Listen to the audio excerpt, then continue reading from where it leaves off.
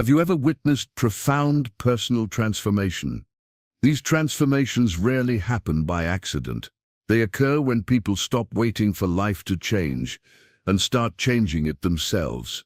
Look around you. The people who seem to be thriving, the ones with fulfilling relationships, meaningful work, and a sense of purpose, they aren't just lucky. They've discovered something essential that many people never grasp.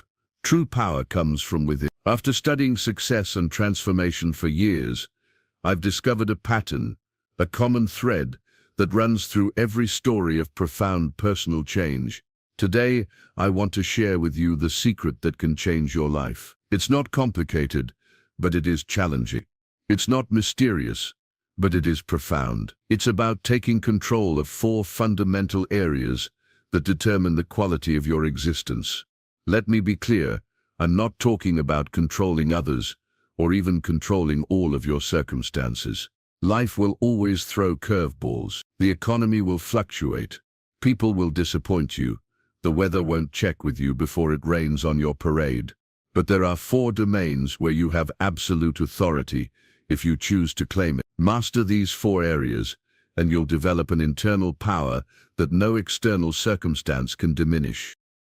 Number 1. Your words. The seeds of your reality. Every word you speak plants a seed. These seeds grow into the garden of your life. Many people don't understand this. They complain constantly about their jobs, about their relationships, about the opportunities they don't have, and their lives reflect those very complaints. The universe is simply taking orders from you. If you keep ordering limitations, that's what you'll receive. Think about the last conversation you had. Were your words building bridges or burning them? Were you speaking life into dreams or crushing them with doubt? Were you gossiping, criticizing, complaining, or were you encouraging, appreciating, affirming? Your words are like whispers to the universe. When you declare "I can't," the universe responds, "As you wish." When you affirm "I will find a way," doors begin to open. This isn't spiritual mumbo-jumbo. It's the practical reality of how our minds work. The words you speak loop back into your subconscious, reinforcing your beliefs about what's possible. They become the soundtrack playing in the background of your consciousness. Consider how this plays out in your relationships. When you say "you always do this" or "you never listen," you're not just expressing frustration, you're cementing a perception that makes it nearly impossible to see anything different. You've literally programmed yourself to notice only evidence that confirms your statement. But when you shift to saying, "I've noticed this pattern," or "I feel unheard when this happens," you create space for growth and change. Your words move from accusation to invitation. This extends to how you talk about your challenges. Compare these 2 statements. "This is such a nightmare. Nothing ever works out for me. This is challenging, but I'm finding my way through it." The first statement closes doors. The second opens them. The first surrenders power. The second claims it. Challenge yourself. For just 1 week, become intensely aware of your language. Keep a small notebook with you. Make a tally mark every time you catch yourself using disempowering language. Eliminate phrases like "I can't," "that's impossible," or "I'm not good enough." Replace them with "I'm figuring this out," "I'm looking for solutions," and "I'm growing into this challenge." Pay special attention to the hidden power drains in your speech. Phrases like "I'll try," which presupposes potential failure; "I hope," which suggests doubt; or "I should," which implies obligation rather than choice. Replace them with "I will," "I expect," and "I choose to." Watch what happens. You'll feel a shift, subtle at first, then unmistakable. Your confidence will grow. Your relationships will deepen. Opportunities will appear where before there seemed to be none. Your words don't just reveal your thoughts, they shape them. They don't just describe your life, they direct it. Master your words and you begin to master your life. Number 2. Your mind, the command center of your destiny. Your mind is like the most sophisticated computer ever created. But here's the question: are you programming it, or is it running on default settings installed by others? Many people let their minds run wild. One anxious thought spirals into catastrophic scenarios. One setback convinces them they're destined to fail. They lie awake at night, their minds racing with worries about things that might never happen. They live reactively not proactively. The truth is, your mind will either work for you or against you. There is no neutral ground. Let me explain the mechanics of how this works. Your brain processes approximately 60,000 thoughts per day. Research from the National Science Foundation suggests that about 80% of those thoughts are negative, and 95% are repetitive thoughts from the previous day. Think about that. Without intervention, your mind naturally gravitates toward the negative and keeps recycling the same limiting patterns. But here's the good news: neuroplasticity. Your brain's ability to reorganize itself by forming new neural connections means you can literally rewire your thought patterns. Every time you catch a negative thought and deliberately replace it with a constructive one, you're not just changing that moment, you're physically reshaping your brain. When you learn to direct your thoughts to catch the negative ones before they take root, to focus on solutions instead of problems, to see opportunities where others see obstacles, you unlock a power most people never experience. This isn't about positive thinking that ignores reality. It's about strategic thinking that transforms reality. Start with awareness. Notice the narrative playing in your head right now. Is it empowering you or limiting you? Is it focused on what you can control or what you can't? Is it dwelling on the past, worrying about the future, or engaged with the present? Try this exercise. For one day, carry a small notebook. Make a mark every time you use a negative thought. Don't judge it, just observe it. At the end of the day, count the marks. Most people are shocked by how many they have. This simple awareness is the first step to change. Then practice intentional thought redirection. When fear says you'll fail, respond with "I'll learn." When doubt whispers you're not ready, answer with "I'll grow through this." When comparison tells you everyone else has it figured out, reply with "I'm on my own unique path." Feed your mind daily with wisdom that expands your vision. What are you consuming mentally? Just as food builds your physical body, information builds your mental landscape. Are you filling your mind with gossip, complaints, and sensationalized news, or with insights, solutions, and possibilities? Read books that challenge your thinking. Listen to voices that have overcome what you're facing. Set aside 20 minutes each morning for this mental nutrition before exposing yourself to the demands and distractions of the day. Create a success environment for your thoughts. Surround yourself with people who believe in possibilities rather than limitations. And don't underestimate the power of visualization. Athletes do this instinctively.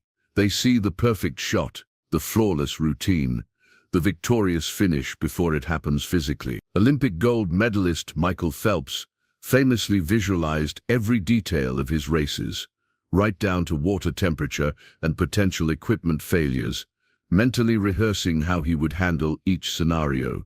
Your mind doesn't always distinguish between vivid imagination and actual experience. Use this to your advantage. Every morning, when you wake up, take 5 minutes to visualize yourself succeeding, overcoming challenges with grace, and living with purpose. See the details, the environment, the people involved, the words exchanged, the emotions felt. This isn't daydreaming, it's mental rehearsal for excellence. A study at the Cleveland Clinic Foundation found that people who visualized exercising a specific muscle group increased their actual physical strength by 13.5% without doing any physical exercise. That's how powerful your mind is. It can literally strengthen your body just through focused thought. Develop mindfulness practices that help you observe your thoughts without being controlled by them. Meditation, even just 5 minutes daily, creates space between you and your thoughts. It helps you recognize that you are not your thoughts. You are the awareness behind them, the one who can choose which thoughts to nurture and which to release. When you take command of your mind, you take command of your destiny. As Marcus Aurelius wrote nearly 2,000 years ago, the happiness of your life depends upon the quality of your thoughts. Number 3, your mood, the energy that attracts your future. Have you ever been around someone who lights up a room just by entering it, or conversely, someone who drains all the energy from a space? That's the power of mood, and it's yours to control. Your emotional state isn't just how you feel, it's the energy you broadcast to the world. and like a magnet, it attracts matching experiences. Many people believe their feelings are dictated by their circumstances. Bad things happen, so they feel bad. Good things happen, so they feel good. They are emotional reactors, not creators. But here's a transformative concept: emotional responsibility. The idea is simple yet profound.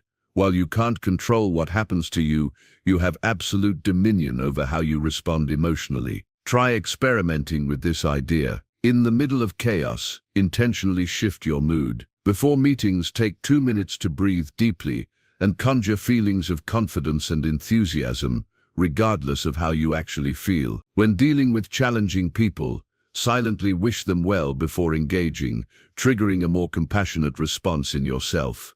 The results can be dramatic. Conversations become more productive. New opportunities emerge. Solutions to problems you've been wrestling with for weeks suddenly become clear. Same circumstances, different energy. Here's something revolutionary. Emotions are not just reactions, they're choices. This doesn't mean denying authentic feelings. When something painful happens, feel that pain, acknowledge it, but don't build a home there. Visitors are welcome, permanent residents are not. The secret is emotional agility, the ability to experience your feelings without being controlled by them. Start with this understanding. Feelings are real but not always reliable narrators of your reality. Just because you feel inadequate doesn't mean you are. Just because you feel hopeless doesn't mean there is no hope. Just because you feel like a failure doesn't mean you failed. It might just mean you're learning. Consider how this plays out physically. Research at the University of Wisconsin-Madison found that how people perceive stress impacts whether that stress is damaging. Those who viewed their stress response, racing heart, faster breathing, as their body preparing them for challenge, showed different physiological responses than those who viewed the same symptoms as harmful. The meaning they assigned to the feeling literally changed its effect on their bodies. You can apply this same principle to your emotional states. When anxiety rises before a presentation, instead of thinking I'm nervous because this might go badly, try I'm excited because this matters to me. Same physical sensation, different interpretation, vastly different outcome. Practice emotional self-awareness. Several times throughout your day, check in with yourself. What am I feeling right now? Is this emotion serving me or limiting me? What would be a more empowering way to feel? Cultivate gratitude intentionally. Each morning, identify 3 specific things you're grateful for. Not just my family, but the way my daughter laughed during our game last night, or how my partner supported me during that difficult conversation. A study at the University of California found that people who practiced gratitude consistently reported 25% higher happiness levels, better physical health, and stronger relationships. The act of looking for things to appreciate literally trains your brain to find more things to appreciate. Movement changes emotion instantly. When you feel stuck emotionally, change your physical state. Stand up, stretch, go for a brisk walk. Your body and emotions are intimately connected. The research on this is compelling. Just 10 minutes of physical activity can boost your mood for up to 2 hours by releasing endorphins and shifting your brain chemistry. It doesn't need to be intense exercise. Even gentle movement breaks the pattern of negative emotions. Use the power of music to shift your mood. Create playlists for different emotional states you want to cultivate. Confidence, calm, creativity, energy. Music bypasses your conscious mind and speaks directly to your emotional brain. Employ the as-if principle. When you act as if you feel a certain way, you often begin to genuinely feel that way. Before an important meeting where you need to be confident but are feeling anything but, stand in a power pose for 2 minutes, feet planted, shoulders back, hands on hips. Research by social psychologist Amy Cuddy shows that just 2 minutes in this posture increases testosterone, confidence hormone, and decreases cortisol, stress hormone. Remember this: your mood isn't just affecting you, it's affecting everyone around you. It's either elevating or diminishing each interaction. Think of yourself as an emotional broadcaster. What frequency are you transmitting? Is it one that attracts what you want into your life? Choose to be a source of positive energy, not because it's polite, but because it's powerful. Not because it benefits others, though it does, but because it transforms your own experience. When you control your mood, you control the lens through which you see the world, and when that lens changes, everything changes. Number 4. Your money, the resource that fuels your freedom. Money is neither good nor evil. It's a neutral tool that amplifies who you already are. Yet so many people have a complicated, often painful relationship with money. They either worship it or fear it. They chase it desperately or avoid thinking about it entirely. Many people avoid looking at their bank accounts. They cringe when the ATM prints their balance. They throw away bills unopened because they're afraid to face them. They spend emotionally, save sporadically, and wonder why financial stress is their constant companion. Here's what can change everything: realizing that money responds to management, not magic. So many people are waiting for some financial miracle, a big inheritance, winning the lottery, a sudden promotion, or a brilliant business idea that will solve all their problems overnight. But lasting financial transformation rarely happens that way. Consider the sobering statistics about lottery winners. According to the National Endowment for Financial Education, about 70% of people who suddenly receive large sums of money, whether through lotteries, settlements, or inheritances, lose it all within a few years. Why? Because they gained money without gaining money management skills. Financial freedom isn't about having unlimited resources, it's about mastering the resources you have. It's about making intentional choices rather than impulsive decisions. It's about understanding that every financial choice either moves you toward freedom or toward bondage. Start with brutal honesty. Where exactly is your money going? Track every dollar for 30 days. No judgments, just awareness. Most people are shocked to discover where their money actually goes versus where they think it goes. Create a purposeful plan. Every dollar in your life should have a job before it arrives. Saving, investing, giving, enjoying. Without this direction, money slips through your fingers like water. A simple system called the 4 walls and beyond can help. First wall, necessities, housing, food, utilities, transportation. Second wall, debt elimination. Third wall, emergency fund. 3 to 6 months of expenses. Fourth wall, future planning, retirement, education, etc. Beyond, lifestyle enhancement and generosity. Each dollar flows through this system with clear priorities. This isn't about restriction, it's about intention. You're not saying no to spending, you're saying yes to purpose. Distinguish between wants and needs. Our culture bombards us with messages designed to confuse these two. That latest gadget, that designer item, that upgraded experience. Ask yourself, will this purchase bring me closer to my goals or further away? This doesn't mean living a joyless existence of deprivation. It means making conscious trade-offs. It means understanding that every yes to an impulse purchase is potentially a no to something more meaningful, long-term.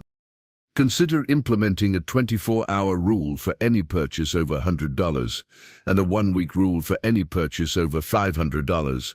This simple cooling-off period allows you to distinguish between genuine needs and emotion-driven wants. Build your financial fortress brick by brick. Start with an emergency fund. Even $1,000 can prevent a setback from becoming a crisis. Then systematically eliminate debt. Then build savings. Then invest for growth.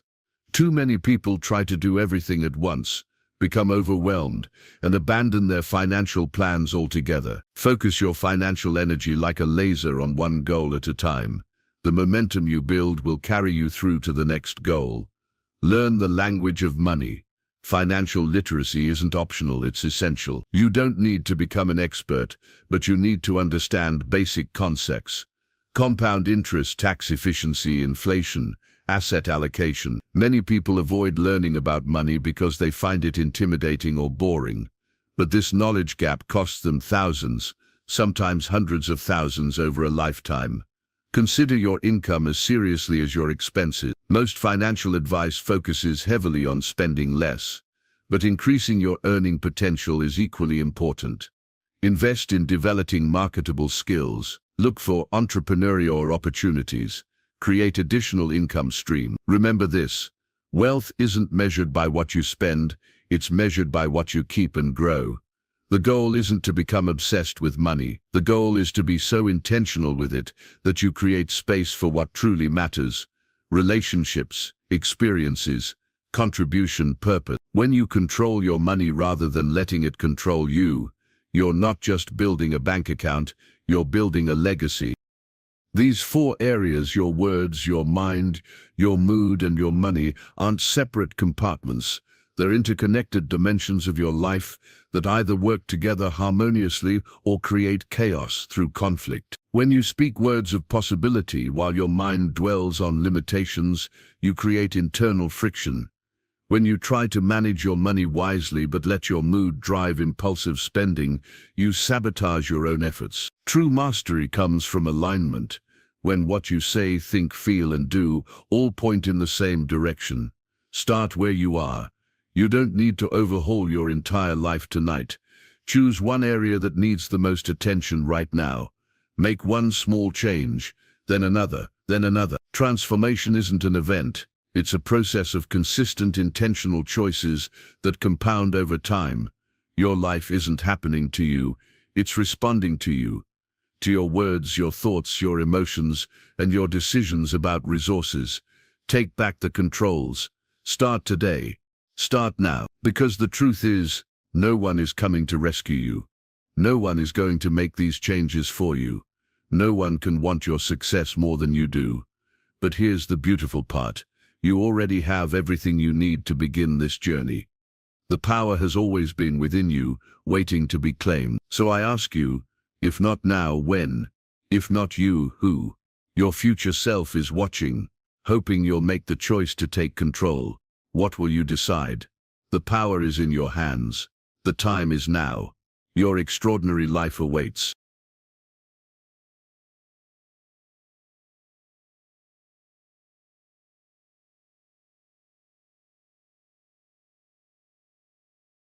My friends, tonight, I want to tell you something that will revolutionize your entire understanding of imagination. Something so profound, so simple, yet so overlooked, that most of humanity sleeps through life, never discovering this divine secret.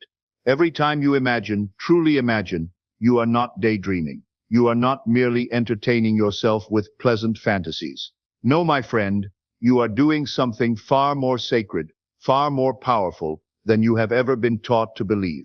You are tuning your radio into the station of your desire. Stop for a moment and consider this. When you turn the dial on your radio and tune into a particular station, that music, that program, was already being broadcast. It was already there, waiting for you to find the right frequency. Your radio didn't create the music. It simply tuned into what was already being transmitted through the invisible airwaves. So it is with imagination. The Bible tells us that faith is the substance of things hoped for, the evidence of things not seen. Tonight, I will show you that your imagination is that very faith. Your imagination is the divine substance from which all things are formed. Let me tell you about a woman who came to one of my lectures. She was 45 years old, had been single for 15 years, and had given up all hope of ever finding love. "Mr. Goddard," she said, "I've tried everything. I've been to every social gathering. I've asked friends to introduce me to suitable men. Nothing works. I'm destined to be alone." I looked at her and asked one simple question. "What station is your imagination tuned into?" She looked puzzled. "I don't understand." "Every night," I said, "when you go to bed, what do you imagine about your romantic life?" Her face fell. "Well, I suppose I imagine coming home to an empty apartment, eating dinner alone, wondering why I can't find someone who loves me." "Madam," I told her, "you have tuned your imagination to the station of loneliness, and you are faithfully broadcasting that frequency 24 hours a day. The universe has no choice but to give you more of what you're broadcasting." 6 months later, That same woman wrote to me.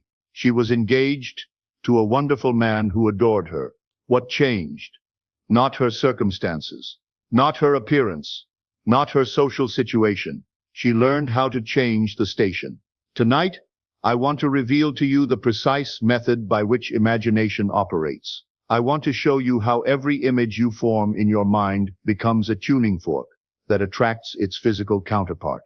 And most importantly, I want to give you the exact technique to consciously select the station of your desire and remain faithful to its frequency.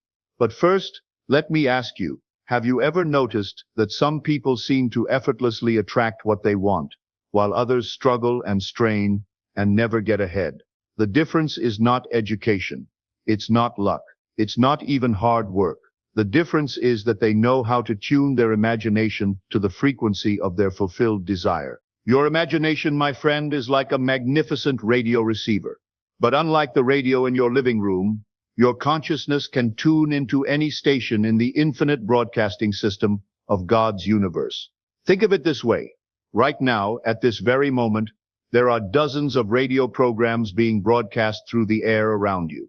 Music, news, drama, comedy, all of it is there, waiting for you to tune in. But if your radio is set to station 75.2 FM, you will only hear what's playing on 75.2 FM. You won't hear the beautiful symphony being broadcast on 92.5 FM, even though it's there. So it is with the states of consciousness. There is a state called wealth, broadcasting its program right now. There is a state called perfect health, playing its healing frequency this very moment. There is a state called ideal love, transmitting its beautiful story of romance and companionship. All of these states exist right now. They are as real as the radio waves carrying music through your room. The only question is, which one are you tuned into? When you imagine something, when you see it clearly in your mind's eye, you are turning the dial of your consciousness to tune into a parallel reality where that desire is already fulfilled. You are picking up the broadcast from a version of yourself who is already living that life. This is not poetry. This is not metaphor. This is the actual mechanism by which the unseen becomes seen, by which the desired becomes the experienced. Scripture says, "In my Father's house are many mansions." What are these mansions but different states of consciousness? Different stations broadcasting different realities. And Christ said, "I go to prepare a place for you." That place is prepared the moment you tune into it with your imagination. Most people spend their entire lives tuned into the station called lack or struggle, or I cannot have what I want. They listen to this dreary program day after day, year after year, wondering why their life never changes. They complain about the programming, but they never think to change the station. But tonight, I'm going to show you how to change the station using 3 simple words that will transform your entire existence. See it, feel it, be it. Before I give you the technique, let me warn you about the fatal mistake that keeps 99% of humanity trapped in unwanted realities. They tune into their desire for a moment. Perhaps they imagine being wealthy for a few seconds. And then immediately they look around at their present circumstances. They see their bills, their empty bank account, their struggling business, and they say, "Well, that was nice to imagine, but it's not real." My friend, when you do this, you have committed spiritual suicide. You have tuned into the station of your heart's desire, begun to hear its beautiful music, and then immediately switched back to the static of your present conditions. I once knew a man who dreamed of owning his own business. Every morning on his way to his factory job, he would imagine for a few minutes what it would be like to be his own boss. But then he would arrive at work, see his supervisor, punch his time card, and say to himself, "Stop dreaming. You're just a factory worker. You'll never have your own business." For 20 years, he did this. 20 years of tuning into success for 5 minutes, and then tuning into limitation for the remaining 23 hours and 55 minutes of his day. One day I asked him, "If you owned a radio and wanted to hear a symphony, would you tune into the classical station for 30 seconds and then immediately turn to a station playing static for the rest of the evening?" "Of course not," he replied. "That would be foolish." "Then why?" I asked. Do you tune into the station of business success for 5 minutes each morning, and then immediately return to the station of I'm just a factory worker for the rest of your day? That man learned to remain faithful to his desired station. Within 2 years, he owned 3 successful businesses. The difference was not opportunity. The difference was faithfulness to the frequency of his fulfilled desire. When you desire something, the first step is to see it, not just glance at it quickly in your mind and then return to your problems. No, you must see it as clearly as if you were looking at a photograph in your family album. Most people, when they try to imagine, make a crucial error. They imagine themselves wanting the thing. They see themselves hoping for it, wishing for it, trying to get it. This is completely wrong. When you imagine yourself wanting something, you are tuning into the station called wanting, and the universe will give you more wanting. Instead, you must imagine the thing as already accomplished. You must see yourself already having it, already being it, already living in the fulfillment of your desire. If you desire a new home, don't imagine yourself looking at houses, hoping to find one you can afford. Instead, imagine yourself already living in your ideal home. See yourself having breakfast in your beautiful kitchen. See yourself entertaining friends in your lovely living room. See yourself sleeping peacefully in your perfect bedroom. Imagine you're at the cinema, watching a moving picture of your life. But in this picture, you already have what you desire. You already are who you want to be. You are watching yourself living in the fulfillment of your wish. Make this mental picture as vivid as a memory. See the colors, notice the details, observe the furniture, feel the textures. The more real you make it in imagination, the stronger the signal you are receiving from that station. Now here's where most people fail miserably. They see it for a moment, perhaps 5 or 10 seconds. And then they immediately look around at their present circumstances. They see their current apartment, their present income, their existing situation, and they say, well, it's not here, so it must not be real. But my friend, when you do this, you've immediately tuned away from the station of your desire and back to the station of your current conditions. You must learn to hold that vision. When you see your desire clearly for 20 or 30 seconds, when you really dwell in that mental picture, you begin to pick up the broadcast more clearly. The signal becomes stronger. But seeing alone will not bring it into your world. You must move to the second stage. And this is where the real transformation begins. The longer you tune into the station of your desire, the more clearly you begin to hear the program. And in consciousness, hearing the program means feeling what it would be like to already have your desire fulfilled. This is the crucial point that separates those who manifest their desires from those who merely daydream about them. Listen to me carefully. You can see your desire accomplished in imagination all day long, but if you don't feel the reality of it, you are merely entertaining yourself with pleasant pictures. The feeling is what gives life to the vision. The feeling is what makes it real in consciousness. A young man once came to me seeking financial abundance. He said, Mr. Goddard, I imagine being wealthy every day. I see myself with money. I see myself in expensive clothes.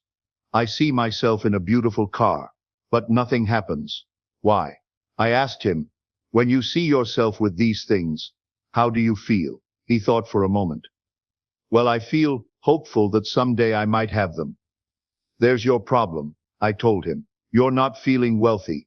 You're feeling hopeful. Hope is the feeling of someone who doesn't have something but wishes they did. You're broadcasting on the frequency of I don't have it, but I hope to get it. And the universe is responding by giving you more hoping and waiting. I taught him to feel as though he already possessed great wealth, to feel grateful for the money he already had in consciousness, to feel the satisfaction, the security, the joy of being abundantly provided for. Within 6 months, he received an unexpected inheritance that made him financially independent for life. When you begin to feel your desire as already accomplished, you are no longer merely watching the moving picture of your fulfilled life. You are stepping into that picture. You are becoming the person in that scene.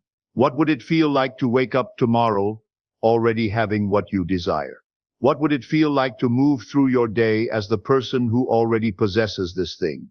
How would you feel about yourself? How would you feel about your life? If you desire health, feel the vitality coursing through your body. Feel the strength in your muscles, the clarity in your mind, the energy in your step. Don't feel like someone who is sick hoping to get well. Feel like someone who is vibrantly, gloriously healthy. If you desire love, feel the warmth of being cherished, the security of being wanted, the joy of sharing your life with someone who adores you. Don't feel lonely hoping for love. Feel loved, completely and unconditionally. If you desire success, feel the satisfaction of achievement, the confidence of capability, the pride of accomplishment. Don't feel like a failure hoping for success. Feel successful, valuable, important. This feeling, this is the secret that unlocks every door in the mansion of manifestation. This feeling is what changes you from the person who wants into the person who has. When you feel as though your desire is already fulfilled, you have tuned into that station so clearly that you are now broadcasting on the same frequency. Now listen to me carefully. Once you begin to feel the reality of your fulfilled desire, you must not under any circumstances tune back to the station of your present conditions. Do not look at your bank account. Do not examine your present circumstances. Do not ask, where is it? Why hasn't it appeared yet? When you do this, you are changing the station back to your old reality. You are tuning away from the answer and back to the problem. Instead, you must luxuriate in this feeling. You must wallow in the joy of already having what you desire. Feel grateful for it. Feel satisfied by it. Feel as though your prayer has already been answered. Carry this feeling with you as you go about your day. Let it color every thought, every action, every response. Become so familiar with this feeling that it becomes more real to you than your present circumstances. And then, my friend, something miraculous begins to happen. When you can truly feel your desire as already fulfilled, you naturally begin to be the person who has that thing. You begin to think as that person thinks, to act as that person acts, to respond as that person responds. This is the final stage, being it. Scripture tells us, "Be ye transformed by the renewing of your mind." This is that transformation. You are no longer the person who wants, you have become the person who has. When you are truly being your fulfilled desire, your entire world begins to reorganize itself to match this new state of consciousness. You are now broadcasting on a different frequency, and the universe must respond to the station you are transmitting. It's a law as reliable as gravity. The state you embody in consciousness must manifest in your world of experience. You begin to act like a wealthy person before the wealth appears in your bank account. Not by spending money you don't have, but by carrying yourself with the dignity of someone who knows they are provided for. You speak with the confidence of someone who has financial security. You make decisions from a place of abundance rather than lack. You carry yourself like a loved person before love manifests in your world. You treat yourself with the kindness you would show to someone precious. You speak about yourself the way someone who is cherished would speak. You expect good things to happen to you, because that's what happens to people who are beloved. You walk like a successful person before the success becomes obvious to others. You hold your head high with the bearing of someone who knows their worth. You approach challenges with the confidence of someone who expects to overcome them. You speak with the authority of someone who has something valuable to offer. This is not pretense. This is not acting as if. This is not fake it till you make it. This is you literally becoming the person who already possesses your desire in consciousness. The person you are being is not a role you are playing. It is who you actually are in the reality where your desire is fulfilled. You are simply choosing to tune into that version of yourself and remain faithful to that frequency. And because consciousness is the only reality, because all things exist first in imagination before they appear in the world of form, your physical world must reshape itself to conform to this new state of being. It has no choice. The physical world is simply consciousness made visible. Change your consciousness, and your world must change. My friends, what I am giving you tonight is not merely a technique, it is the sacred art of assumption. You must learn to assume the feeling of your wish fulfilled and then persist in that assumption, regardless of what your senses tell you. Jesus said, "Therefore I tell you, whatever you ask for in prayer, believe that you have received it, and it will be yours." Notice the tense. Believe that you have received it, not believe that you will receive it. This is the technique I am teaching you. Assume it is already yours. Feel it as already accomplished. Be it as already realized. I have watched this transform thousands of lives.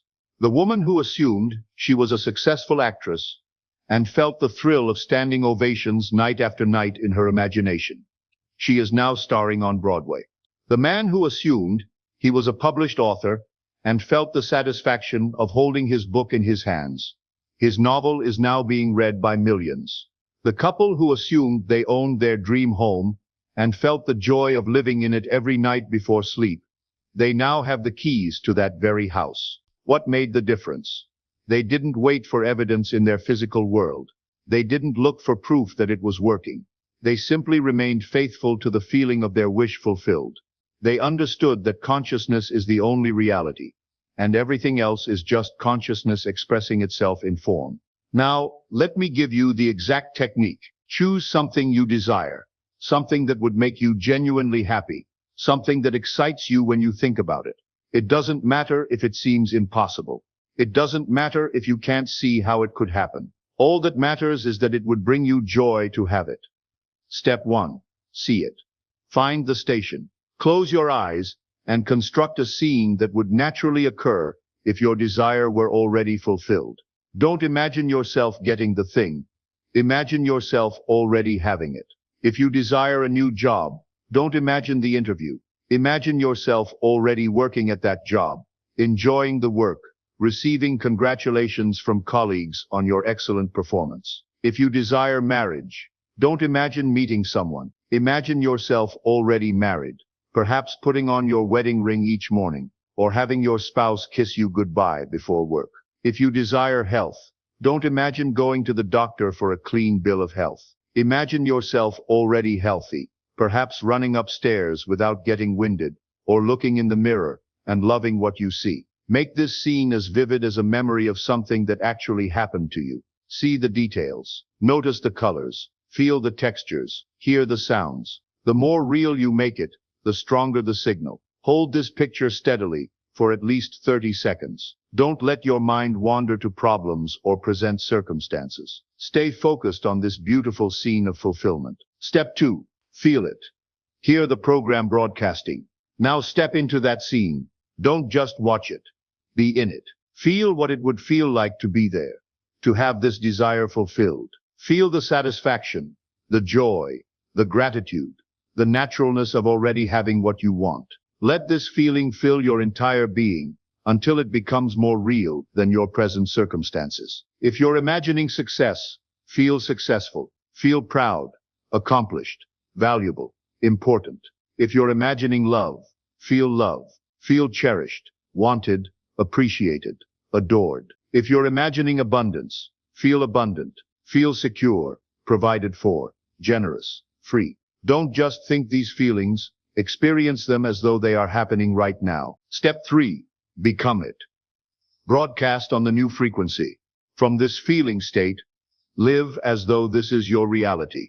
When you open your eyes, carry this feeling with you.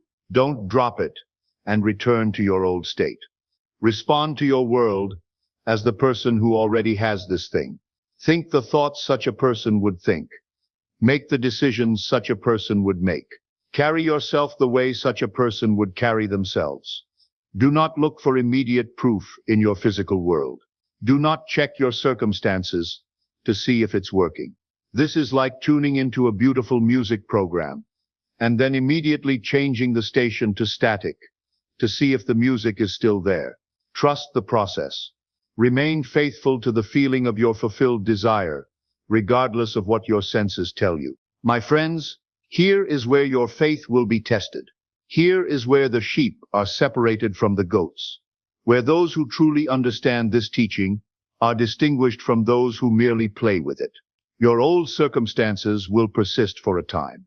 Your bank account will still show the same balance. Your relationship status will appear unchanged. Your health may seem no different. This is the critical moment. This is when most people abandon the process and return to their old state of consciousness. But you must persist. You must remain faithful to your new state, regardless of what your senses report. Remember, your senses can only report what has already been created by your previous states of consciousness. The external world is always the last to conform to your change of consciousness. First you change within, then the world reflects that change without. Abraham hoped against hope and called those things which be not as though they were. This is your example. You must call your desire accomplished, even when your senses deny it. I remember a woman who desired to heal from a serious illness. She faithfully practiced this technique, seeing herself healthy, feeling vibrant and strong, being the picture of perfect health. For weeks, her symptoms remained. Her doctors saw no improvement. Her family worried that she was deluding herself, but she persisted. Every night she fell asleep, feeling grateful for her perfect health. Every morning, she awoke expecting to feel wonderful. Every day she carried herself as a healthy person would. Then one morning, she woke up completely healed. Every symptom was gone. Her doctors called it a miracle. It was no miracle, it was the natural result of remaining faithful to her desired state of consciousness. When you truly understand this teaching, when you really grasp that consciousness is the only reality, and that imagination creates the world, you will never again feel helpless or hopeless. You will know that no matter what your present circumstances, you have the power to tune into any reality you desire. You have access to every station in God's infinite broadcasting system. Poverty is just a station you can tune away from. Loneliness is just a frequency you can change. Sickness is just a program you can turn off. Failure is just a broadcast you can stop listening to. Every state you desire is available to you right now. Wealth is broadcasting its abundance. Love is transmitting its warmth. Health is radiating its vitality. Success is sharing its triumph. All you have to do is tune in and remain faithful to the frequency. Ask, and it shall be given you. Seek, and ye shall find. Knock, and it shall be opened unto you. The asking is the imagining. The seeking is the feeling. The knocking is the being. When you see it, feel it, and be it, you have asked, sought, and knocked. The universe must respond. Tonight, before you sleep, I want you to practice this divine art. Choose one desire, just one, and apply this technique for at least 10 minutes. Don't rush through it. Take your time to construct a beautiful scene of fulfillment. Really see yourself in that scene. Feel what it would be like to be there. Then carry that feeling into sleep. Do this for 7 consecutive nights. Don't look for results. Don't check your progress. Don't ask when it will happen. Simply remain faithful to the feeling of your wish fulfilled. If doubts arise, dismiss them. If circumstances seem to contradict your imagining, ignore them. If people tell you you're being unrealistic, smile and continue with your practice. Within days, you will begin to notice changes. Small at first, perhaps, but unmistakable. Your actions will change because your state has changed. Opportunities will appear because you are now broadcasting on a different frequency. People will respond to you differently because you are now being a different person. When these changes begin to appear, and they will, simply accept them as natural consequences of your new state of being. Don't be surprised. Don't think it's coincidence. Know that consciousness is the only reality, and you have simply tuned into a different station. Each time you notice evidence of your changing reality, let it increase your faith. Let it strengthen your conviction in this divine power. Let it encourage you to persist in your practice. But don't become dependent on the evidence. The evidence is wonderful, but it's not necessary for your faith. Your faith should rest on the truth that consciousness creates reality, not on whether you can see immediate proof. Before I send you forth to practice this divine art, let me give you 3 sacred rules that will determine your success or failure. Rule 1. Never mix your states. Do not imagine being wealthy in the morning and then spend the afternoon complaining about being poor. Do not feel love during your meditation and then spend the evening feeling lonely. Choose your state and remain faithful to it throughout the day. Rule 2. Ignore contrary evidence. When your senses report something that contradicts your imagined reality, give no attention to the report. Your senses can only tell you about the past. Your imagination is creating the future. Rule 3. Persist until it hardens into fact. Don't abandon your desired state when it doesn't manifest immediately. Consciousness is the only reality, but it takes time for that reality to harden into physical fact. Persist in your assumption until it becomes your natural state. The greatest secret I can share with you, greater than any treasure, more valuable than any earthly possession, is this.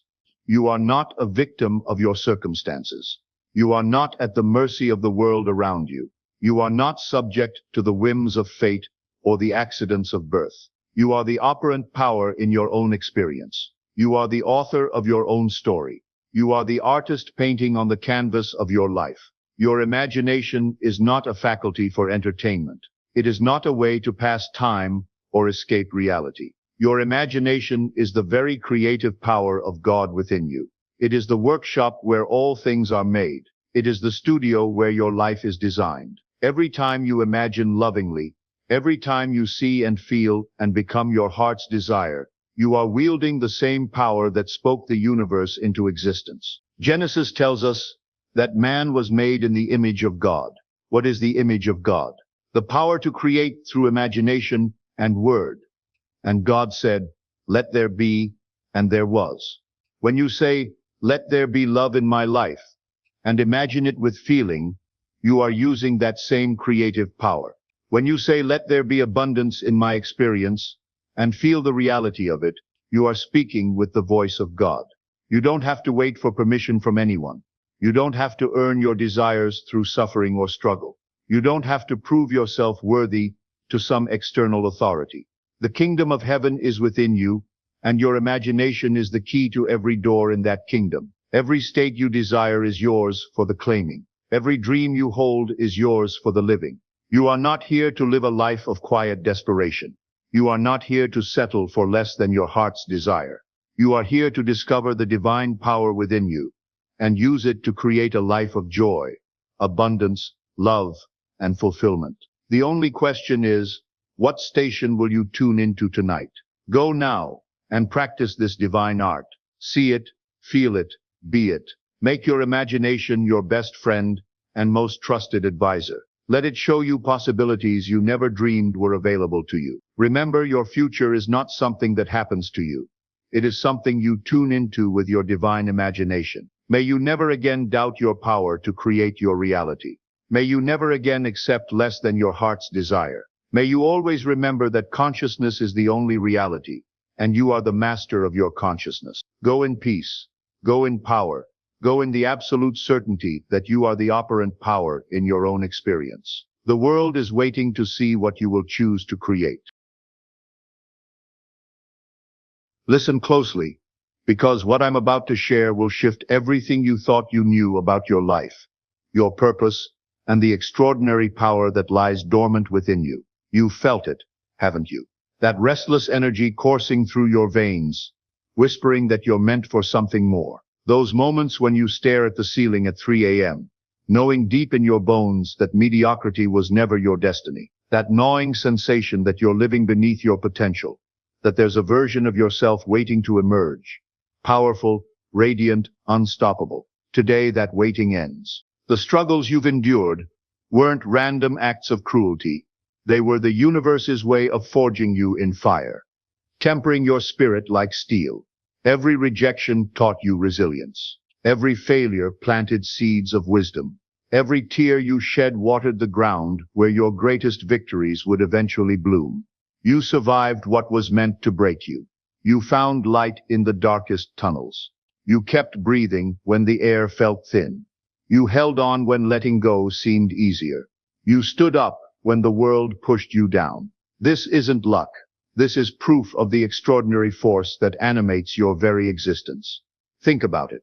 The odds of you being here, in this moment, with this exact combination of experiences, talents, and dreams, are astronomical. You are the product of billions of years of evolution, countless generations of survivors, and a perfect storm of circumstances that will never be replicated. You are not an accident. You are not a coincidence. You are not expendable. Somewhere along the way, you bought into the greatest con job in human history. They convinced you that you're ordinary. They sold you the lie that dreams are for other people, that greatness is reserved for the lucky few, that you should be grateful for scraps from someone else's table. They taught you to color inside the lines, to keep your voice down, to not make waves. They trained you to seek approval, to follow rules that were never designed for your benefit, to trade your authenticity for acceptance. They programmed you to believe that success is about playing it safe, that wealth is evil, that asking for more makes you greedy, that standing out makes you selfish. They convinced you that your dreams are too big, your vision too bold, your ambitions too unrealistic. But here's the truth they don't want you to know. Every single one of these beliefs is a carefully constructed prison, designed to keep you small, manageable, and profitable for someone else's agenda. The educational system that taught you to memorize instead of create.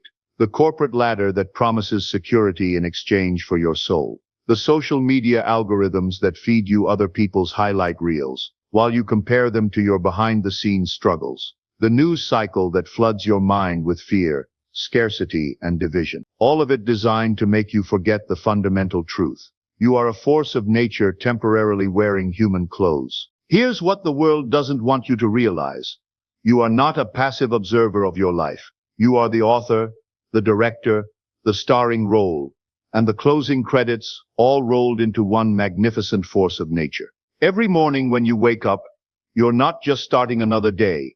You're launching another campaign in the war for your dreams. Every decision you make is either building the bridge to your destiny or tearing it down brick by brick.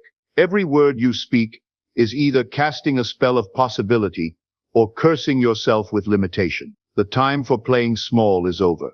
The season of doubting yourself has expired. The era of waiting for permission, for the perfect moment, for someone else to validate your worth. It ends here. It ends now.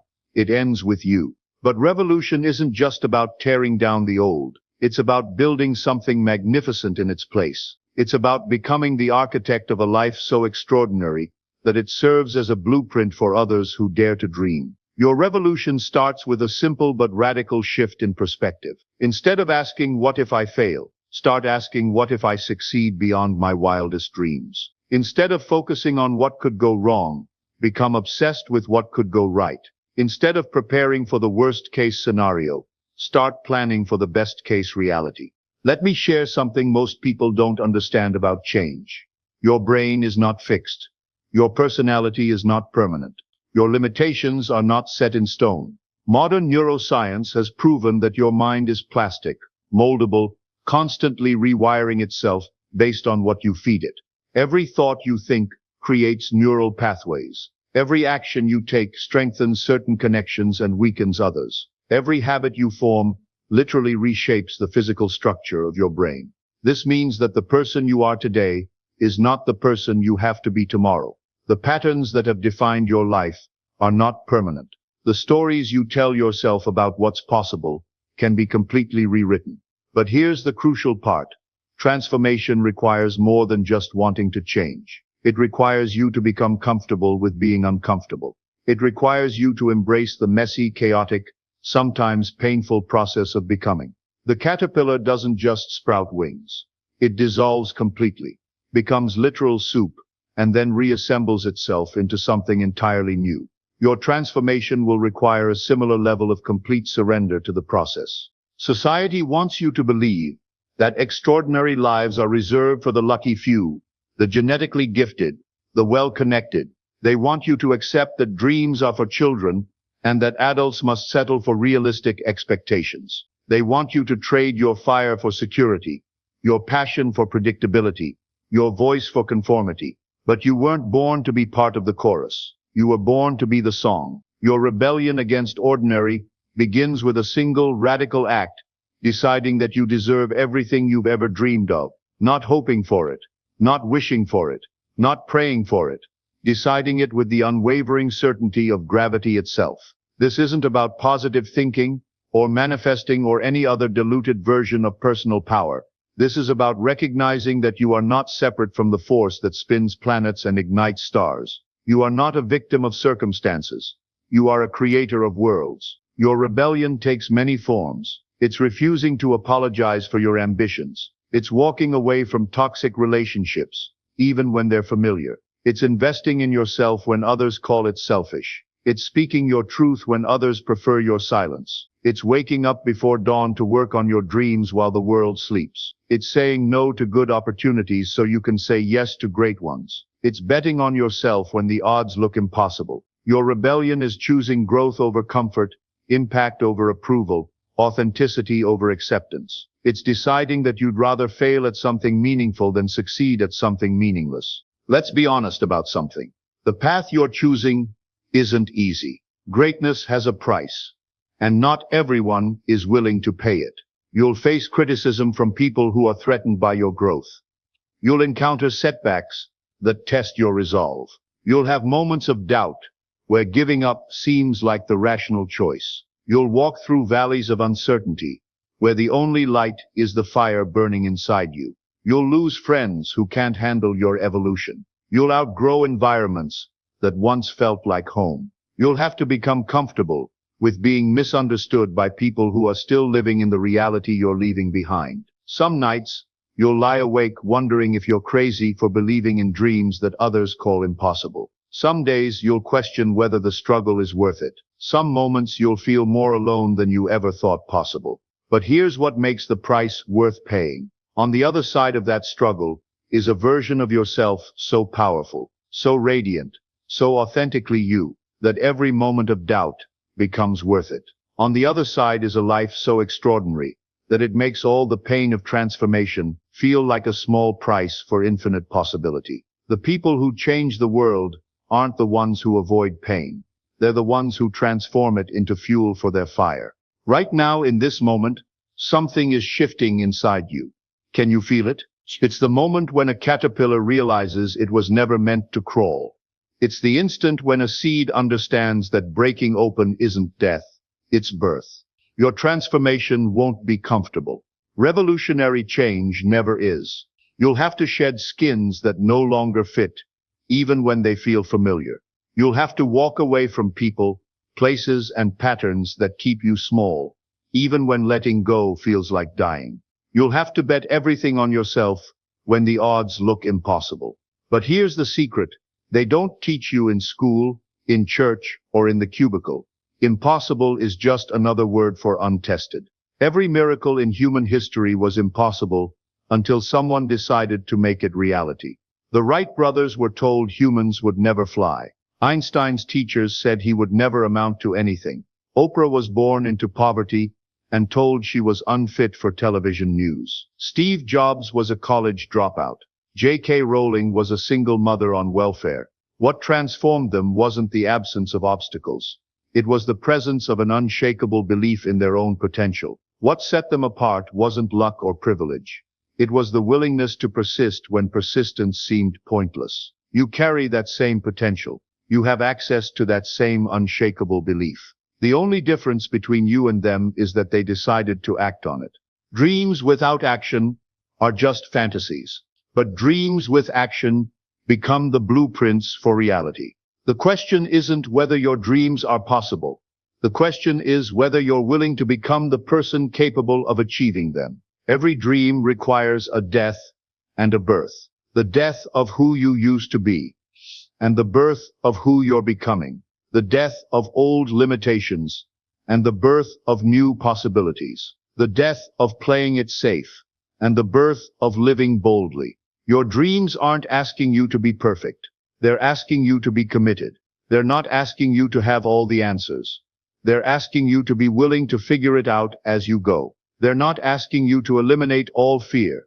They're asking you to act in spite of it. Look at your biggest dream right now, not the watered down, realistic version. The one that makes your heart race and your palms sweat. The one that feels so big it scares you. That's not a dream. That's a calling. That calling isn't there by accident. It's there because you have everything needed to fulfill it. Not someday when you're more qualified. Not later when you feel ready. Not eventually when the timing is perfect. Right now, with exactly what you have, exactly where you are. Stop waiting for the perfect moment. It doesn't exist. Stop waiting for fear to disappear. Courage isn't the absence of fear. It's action in spite of it. Stop waiting for someone else to give you permission. The only approval you need is your own. Your dreams aren't too big. Your vision isn't unrealistic. Your goals aren't impossible. You've just been thinking too small about who you really are. You are the descendant of survivors, the heir of warriors, the child of the same cosmic force that carved mountains and filled oceans. You carry the DNA of every ancestor who refused to give up, who fought against the odds, who chose hope over despair. Their strength flows in your veins. Their courage beats in your heart. Their dreams live in your spirit. You are not just you. You are the culmination of 1,000 generations of triumph. Every time you choose growth over comfort, you honor their sacrifice. Every time you pursue your dreams despite the odds, you validate their struggle. Every time you refuse to give up, you prove that their fight was worth it. You don't just carry their legacy, you are their wildest dream made manifest. Living an extraordinary life requires adopting the mindset of a warrior, not a warrior of violence, but a warrior of vision, a warrior of purpose, a warrior of relentless, uncompromising commitment to becoming everything you were born to be. A warrior doesn't fight because they hate what's in front of them. They fight because they love what's behind them. You're not fighting against your current reality because you hate it. You're fighting for your dream reality because you love what's possible. A warrior understands that defeat is not falling down. Defeat is staying down. Every setback is just another opportunity to demonstrate your resilience. Every no is just redirection toward a better yes. Every closed door is just the universe's way of guiding you toward the one that's meant to open. A warrior trains daily, not just when they feel motivated. They show up when it's raining, when it's cold, when they're tired, when they'd rather be doing anything else. Because they understand that discipline is just choosing between what you want now and what you want most. Your training ground is your daily life. Every conversation is practice for leadership. Every challenge is preparation for your next level. Every small victory is building the confidence you'll need for bigger battles. Success isn't random. It's not luck. It's not about who you know or where you went to school. Success is mathematics. It's the compound effect of small, consistent actions taken over time. Every day you choose to work on yourself instead of watching Netflix, you make a deposit in your success account. Every time you invest in learning something new, you increase your value in the marketplace. Every moment you spend visualizing your goals, you're programming your subconscious mind for achievement. But here's where most people get it wrong. They expect linear results from exponential processes. They plant a seed and expect a tree the next day. They work out once and expect abs. They read one book and expect wisdom. Success is more like a bamboo tree. For 5 years, it appears to do nothing, growing only underground, developing its root system. Then in the 6th year, it grows 90 feet in 6 months. Your efforts right now might feel invisible. Your progress might seem non-existent, but underneath the surface, everything is happening. Your roots are growing deeper. Your foundation is becoming stronger. Your breakthrough is building momentum. The universe is conspiring in your favor, even when it doesn't feel that way.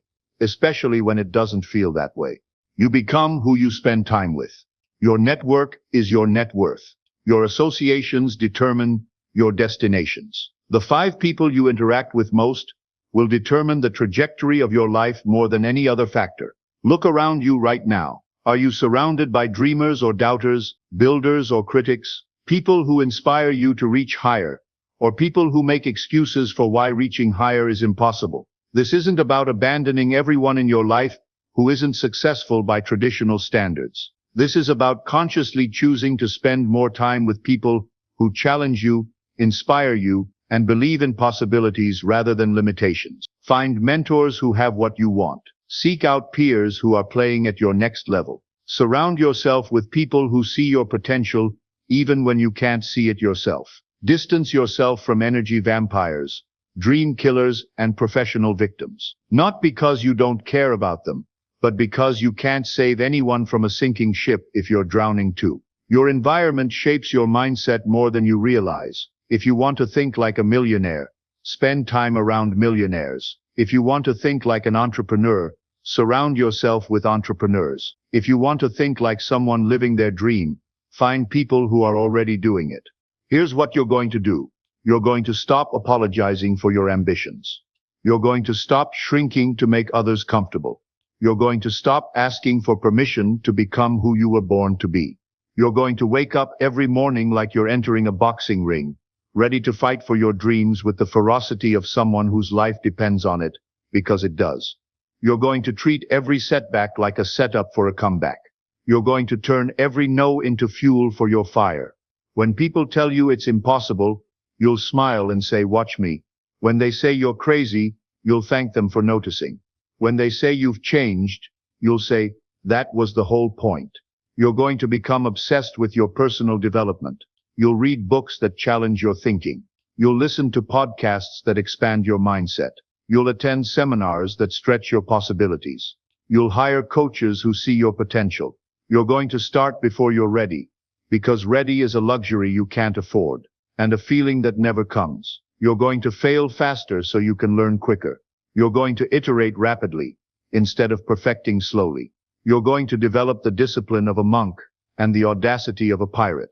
You'll be ruthlessly committed to your vision while remaining flexible with your methods. You'll hold your goals with an iron grip while holding your strategies with an open hand.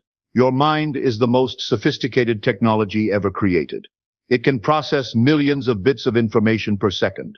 It can solve problems while you sleep. It can create realities that have never existed before. But like any technology, it's only as powerful as the operator. Most people are using their mental technology like a calculator when it's actually a supercomputer.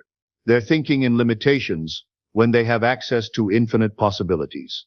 Your thoughts are not just random electrical impulses. They're instructions to the universe about what you want to experience. Your beliefs are not just opinions. They're the filter through which you perceive reality. Your words are not just sounds. They're spells that create the world around you. Start programming your mind deliberately. Feed it stories of success instead of stories of struggle. Give it images of achievement instead of images of failure. Provide it with evidence of what's possible instead of evidence of what's impossible. Your reticular activating system, the part of your brain that filters information, will find whatever you tell it to look for.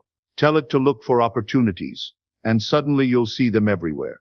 Tell it to look for reasons why you can't succeed, and it will provide plenty of evidence to support that belief. You have the power to reprogram your mental software. The question is, what reality are you coding for? Small incremental changes will give you small incremental results. If you want extraordinary results, you need to make quantum leaps. You need to think in terms of multiplication, not addition. A quantum leap isn't about working harder. It's about thinking differently. It's about changing your identity, not just your actions. It's about becoming the type of person who naturally attracts the results you want. Instead of trying to earn more money, become the type of person who provides massive value. Instead of trying to find love, become the type of person who is irresistibly attractive. Instead of trying to get healthy, become the type of person who naturally makes healthy choices. The universe doesn't respond to what you want. It responds to who you are. It doesn't give you what you think you deserve. It gives you what you believe you are worth. It doesn't care about your goals. It cares about your identity. Who you are being determines what you are getting. Change who you're being, and you'll change what you're getting. This is the secret of instant transformation. This is your moment, not tomorrow, not next week, not when you feel ready, because ready is a luxury you can't afford, and a feeling that never comes. This is your I have a dream speech waiting to be born. This is your chance to step out of the audience and onto the stage of your own life. The world is waiting for what you have to offer. Not a perfect version of you, not a future version of you, not a more qualified version of you, the you that exists right here, right now, with all your scars and all your fire. You are not an accident. You are not a coincidence. You are not a mistake. You are a walking, breathing miracle with a purpose so powerful that the universe conspired to bring you into existence at exactly this moment in history. Your combination of talents, experiences, perspectives, and dreams has never existed before and will never exist again. You are literally irreplaceable. The impact you're meant to make can only be made by you. The problems you're meant to solve can only be solved by you. The people you're meant to serve can only be served by you. The legacy you're meant to leave can only be left by you. Your transformation isn't just about you. Every person who breaks free from limitation gives others permission to do the same. Every individual who lives their truth makes it easier for others to live theirs. Every dreamer who makes their dreams reality expands what's possible for all of us. You have children, friends, family members, colleagues, and even strangers watching you. They may never tell you, but your choices are influencing their choices. Your courage is building their courage. Your success is expanding their sense of what's possible. When you choose growth over comfort, you give others permission to do the same. When you pursue your dreams despite the odds, you show others that it's possible. When you refuse to settle for mediocrity, you raise the standard for everyone around you. Your life is not just your own. It's a gift to the world. The person you become, the things you create, the problems you solve, the love you share, it all matters more than you know. Don't rob the world of your magnificence by playing small. Don't deprive humanity of your unique contribution by hiding your light. Don't deny future generations the inspiration of your story by choosing comfort over courage. Stop waiting and start becoming. Stop planning and start doing. Your extraordinary life isn't a destination you'll arrive at someday. It's a decision you make right now, in this moment, to refuse anything less than the magnificent existence you were born to live. The fire inside you isn't there to keep you warm. It's there to light up the world. The power within you isn't meant to be hidden. It's meant to move mountains. The voice inside you isn't there to whisper. It's there to roar. Your awakening isn't coming. It's here. Your time isn't someday. It's now. Your moment isn't in the future. It's this one. Every great journey begins with a single step. Every magnificent dream starts with a decision. Every extraordinary life begins with someone saying, no more. Today I choose differently. Today I begin. This is that day. This is that decision. This is that beginning. The caterpillar's time is over. The butterfly's time has come. Rise up. Stand tall. Claim your power. Spread your wings. Take flight. The world needs who you're about to become. Your revolution starts now.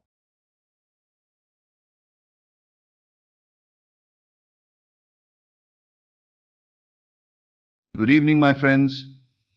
Tonight I want to speak to you about the most powerful force in the universe, a force you possess right now, a force you're using every moment, whether you realize it or not, your attention, your focus, your awareness. This is not just mental activity. This is God in action. Because God is consciousness, and wherever consciousness focuses, creation follows. Listen carefully. Everything you experience in your life, every single thing, is a direct reflection of where your attention has been dwelling. Not where you hoped it would dwell, not where you wished it would go, but where it actually rested, day after day, thought after thought. Your life right now is a perfect mirror of your habitual focus. Look around you. Your relationships, your finances, your health, your emotional state, all of it is the harvest of what you have been mentally feeding. And if you don't like what you're harvesting, you must stop watering those seeds. Because attention is not passive. Attention is creative fire. Let me tell you something. Most people never understand you are not reacting to the world. The world is reacting to you. You think you're a victim of circumstances. You think life is happening to you. You think you're at the mercy of conditions, people, economy, fate. But I tell you, life is not happening to you. Life is responding to you.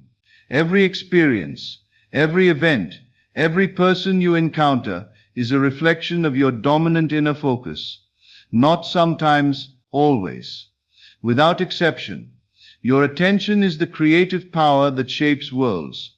Every time you think about something, you feed it energy. Every time you dwell on an idea, you give it life. Every time you return your mind to a thought, you water that seed, and whatever you water grows. You might not see the results instantly. Seeds don't sprout the moment you plant them. But make no mistake, what you're focusing on right now is growing beneath the surface of your awareness, preparing to break through into your visible world. This is why the quality of your attention determines the quality of your life. Most people live with scattered attention.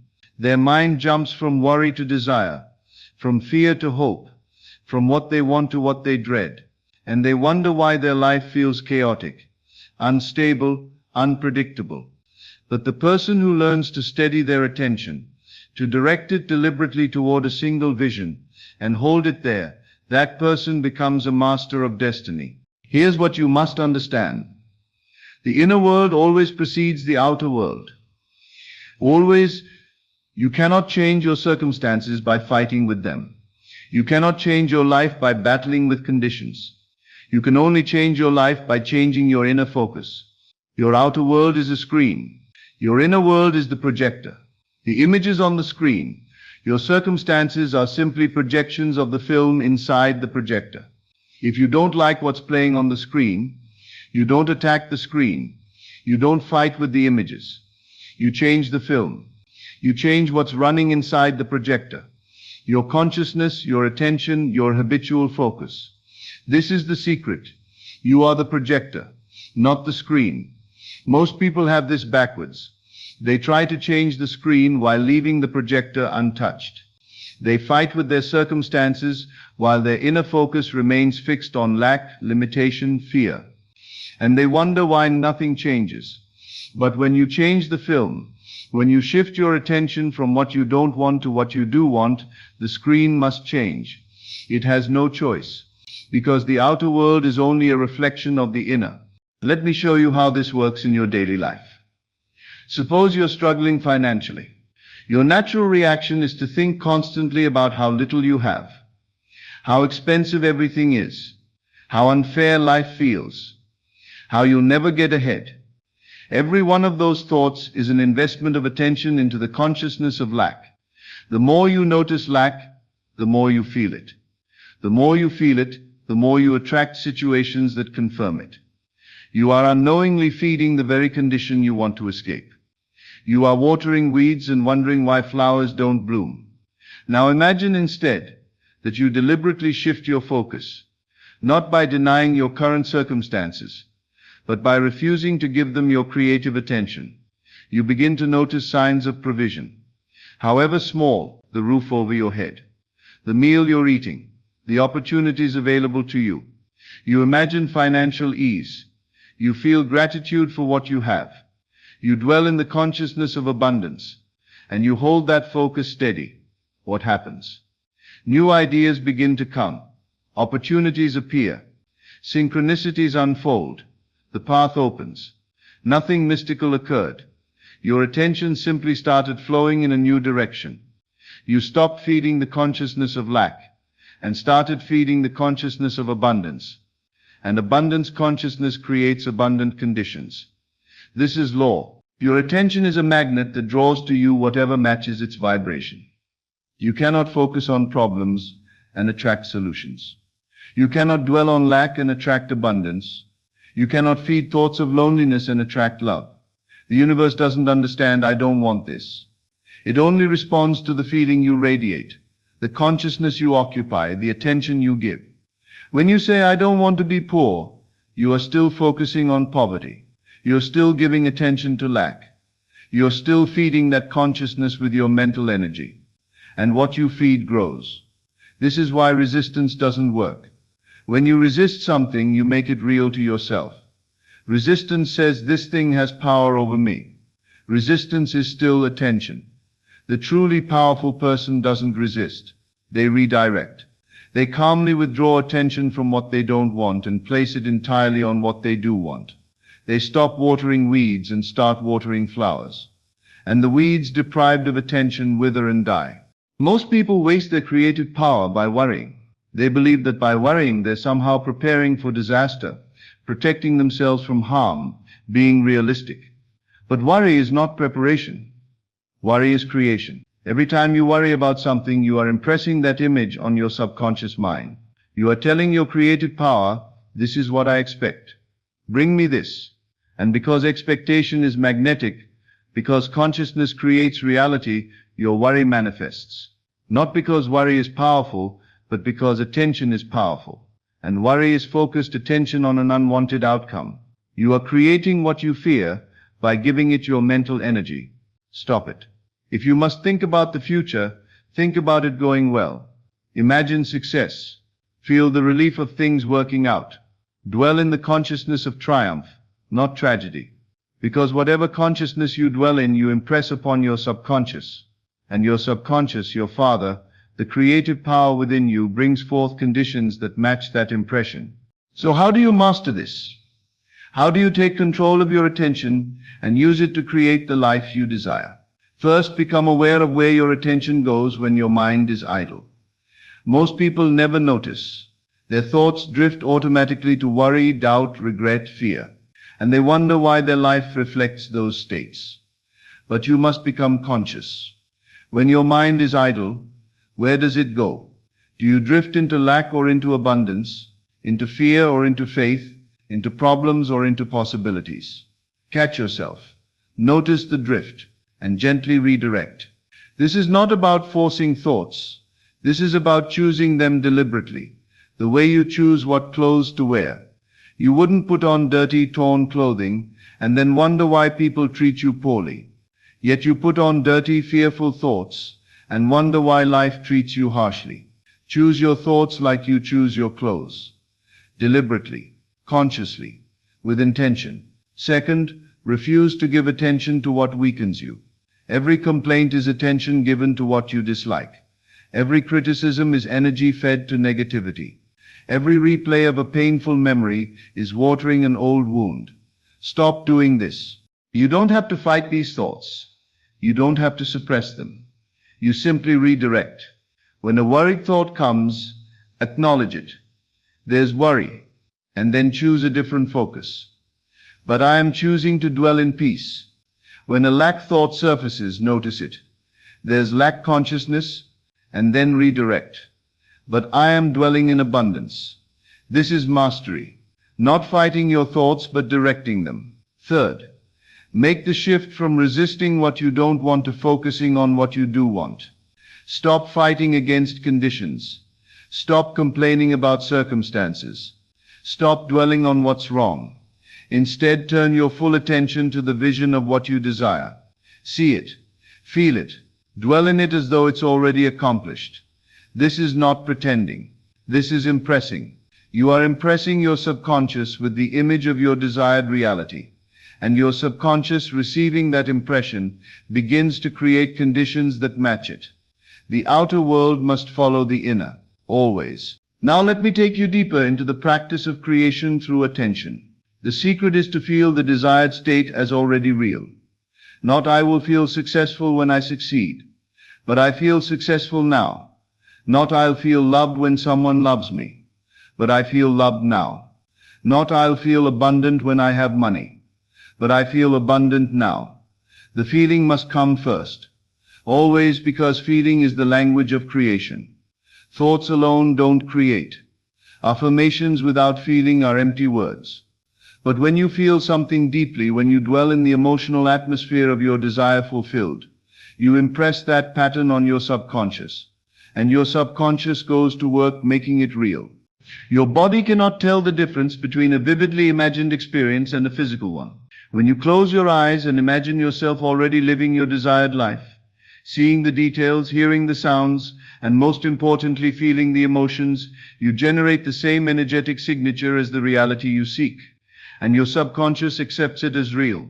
This is why feeling is the secret, not visualization alone, not affirmation alone, but feeling. When you feel wealthy, you impress wealth consciousness on your subconscious. When you feel loved, you impress love consciousness. When you feel successful, you impress success consciousness. and consciousness creates conditions. So starting tonight, practice this, close your eyes, forget your current circumstances, and truly feel what it would be like if your desire were already fulfilled.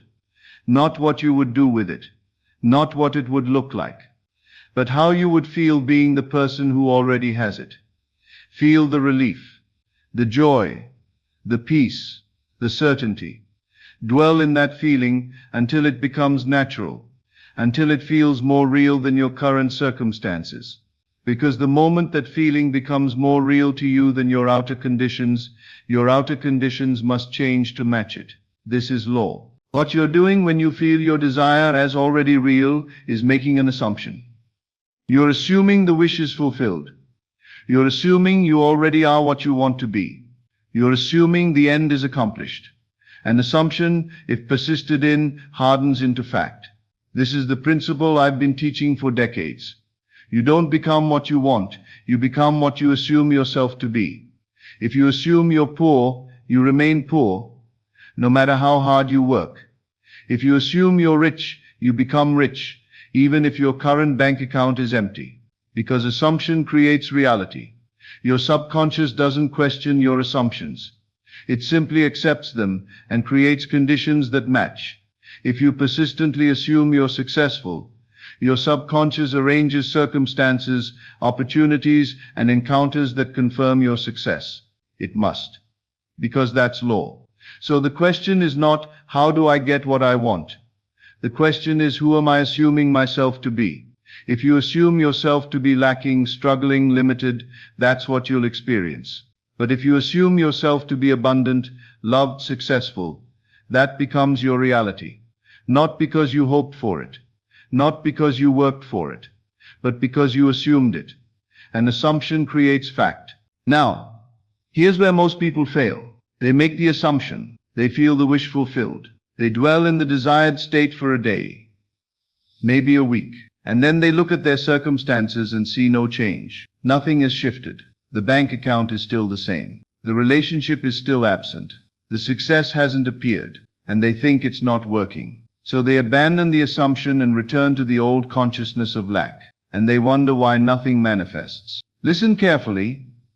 Appearances are old reflections of past thinking. What you're seeing right now in your outer world is the harvest of seeds you planted weeks, months, sometimes years ago through your past focus, your past assumptions, your past consciousness. The new seed you just planted, the new assumption you just made, hasn't sprouted yet, but it will, if you persist. The mistake most people make is judging by appearances. They let the outer world dictate their inner state. They see lack and feel lack. They see limitation and accept limitation. But the master does the opposite. The master feels abundance despite seeing lack. The master assumes success despite experiencing delay. The master dwells in the wish fulfilled even when all evidence contradicts it. Why? Because the master knows the inner world creates the outer, not the other way around. So when appearances contradict your assumption, hold your assumption more firmly. Feel it more deeply. Dwell in it more persistently. Do not let the outer world shake your inner conviction. Because the moment you abandon your assumption and return to the old consciousness, you uproot the seed before it can sprout.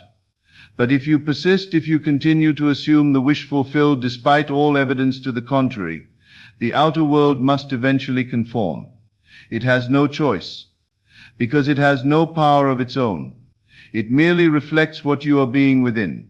When you truly master this principle, something profound happens. You stop asking for change. You stop begging life to give you what you want. You stop chasing, pursuing, striving. Instead, you embody. You shift your identity from the one who wants to the one who has. From the one who hopes to the one who knows. From the one who seeks to the one who possesses. You no longer wait for something to happen. You live as if it already has. And that shift in consciousness, that assumption of the wish fulfilled, is the creative act itself. When you sustain that feeling, when you persist in that assumption, life begins to rearrange itself around you. The right people appear. The right opportunities open. Even obstacles seem to dissolve. Not because you forced anything, but because you allowed everything by dwelling in the consciousness of fulfillment. You stopped resisting. You stopped fighting. You stopped waiting. You simply became. And the world, having no power to resist your assumption, yielded to it. Tonight, before you sleep, I want you to practice this principle. Forget everything I've said if you must. But remember this one thing, feel your wish fulfilled. Close your eyes, quiet your mind, and enter the feeling, the actual feeling of your desire being already accomplished. Not tomorrow, not someday. Now, if you desire wealth, feel wealthy. Let that feeling fill your entire being. Don't visualize money. Feel the consciousness of abundance. Feel provided for. Feel free from financial worry. Feel rich. If you desire love, feel loved. Don't imagine a person. Feel the warmth, the security, the joy of being deeply loved and loving deeply in return. If you desire success, feel successful. Feel the quiet confidence of someone who has already achieved. Feel the relief of it being done. Dwell in that feeling. Saturate yourself with it. Let it become more real to you than your current circumstances. And fall asleep in that consciousness. Impress it on your subconscious as you drift into sleep. Let it be the last thing your conscious mind dwells on before surrendering to sleep. Because sleep is the door to the subconscious. And what you impress upon the subconscious in that drowsy state takes root powerfully. Tomorrow, wake as that person. The person who already has the desire. Don't check to see if it manifested. You already know it's yours in consciousness. And that's the only place it needs to be for now. Move through your day from that assumption. Think from it, speak from it, act from it. And persist in it, day after day, until it becomes so natural that you forget you're assuming it. Until it becomes simply who you are. When you do this, when you truly shift your attention from lack to fulfillment, from wanting to having, from seeking to being, everything changes. Not because you manipulated the universe, not because you got lucky, not because circumstances suddenly shifted, but because you changed in consciousness. And changed consciousness creates changed conditions. Your focus is God. Your attention is creative power. Whatever you dwell on, you bring into being. So choose carefully where you place your focus. Choose deliberately what you give your attention to. Choose consciously what you assume yourself to be. Because that choice, that simple choice of where you rest your attention, determines your entire destiny. The world has no power over you. Circumstances have no power over you. People have no power over you. Only your attention has power. And you control your attention. You are the projector, not the screen. You are the creator, not the victim. You are consciousness itself, exploring its own infinite creative power through the focus of attention. So from this moment forward, refuse to give attention to what you don't want. Refuse to dwell on lack, limitation, fear. Instead, place your full attention on what you desire as though it's already accomplished. Feel it, assume it, become it in consciousness. And watch as your outer world, which has no choice but to follow your inner world, rearranges itself to match. This is law. This is truth. This is the secret of all creation. Your focus is God. Use it wisely. Everything you experience is a reflection of where your attention has been dwelling. You are not reacting to the world. The world is reacting to you. Your attention is not passive mental activity. It is creative fire, God in action. Change your focus from what you don't want to what you do want. Feel it is already accomplished and persist in that assumption until the outer world conforms. This is Best of Lectures. Thank you for watching. I will see you in the next video. What I'm about to tell you will sound brutal, but it's the only way you'll ever escape the prison you've built around yourself. There's a version of you that must die today. Not physically, but mentally, spiritually, completely. And if you don't kill him first, he will kill every dream you've ever had. Stay with me, because by the end of this message, you'll understand why your biggest enemy isn't the world. It's the person you were yesterday. My friends, I want you to understand something that will change everything for you. The most dangerous lie you tell yourself is that gradual change will save you. That somehow, if you just improve by 1% each day, you'll magically transform into the person you're meant to be. But transformation isn't evolution. It's revolution. It's not a gentle unfolding. It's a violent overthrow of everything you've accepted as true about yourself. Right now, as you hear these words, there are two versions of you fighting for control. One is the person you've always been, comfortable with mediocrity, addicted to excuses, loyal to limitations. The other is who you're capable of becoming, powerful, focused, relentless in pursuit of your vision. These two cannot coexist. One must die for the other to live. Most people think they can negotiate with their old self. They believe they can gently coax themselves into greatness. I'll start tomorrow. I'll change gradually. I'll be more disciplined when I feel ready. This is the language of the defeated. This is how the weak version of you keeps you imprisoned in a cell of your own making. I have taught you that imagination creates reality. But whose imagination are you living from? The imagination of the person who scrolls through social media instead of building their empire. The imagination of the person who hits snooze instead of seizing the morning. Or the imagination of the person you're destined to become. Listen carefully to what I'm telling you. Your identity isn't who you are. It's who you've practiced being. Every time you've chosen comfort over growth, you've practiced being weak.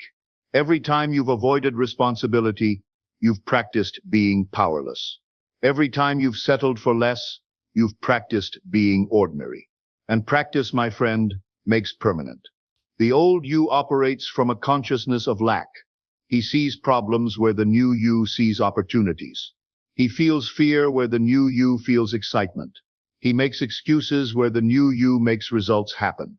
He lives in the world of effects, always reacting, always responding, always at the mercy of circumstances. But here's what nobody tells you about this internal war, and why 99% of people lose it before they even realize they're fighting.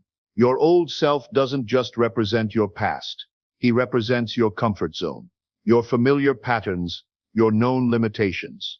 He is the sum total of every story you've told yourself about why you can't, why you won't, why you shouldn't even try. This old self has been with you for years, decades perhaps. He knows your weaknesses intimately. He knows exactly what to whisper to make you surrender. He knows which fears to trigger, which doubts to amplify, which comfortable lies to tell you when the path of transformation becomes difficult. But understand this, the person you admire most, the one living the life you want, they weren't born different. They simply practiced being someone else until that someone became their reality. They killed their former self through repeated acts of becoming. They understood what I'm teaching you now, that you cannot rise to a new level of life while clinging to an old level of identity. The transformation I'm speaking of requires you to become intolerant of your own patterns, not disappointed, intolerant. The way you would react to poison in your food is how you must react to mediocrity in your life.